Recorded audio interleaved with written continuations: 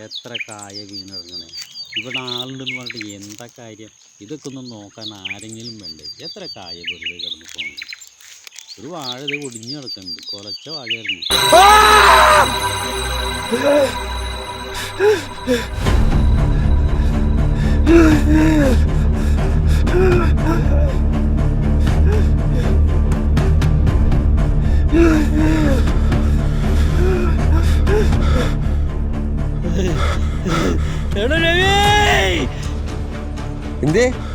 ചേട്ടാ എടാ നീ അവിടെ എന്താ കാര്യം? എടാ നീയല്ലേ ഇപ്പോൾ ചത്തോടുന്നത്?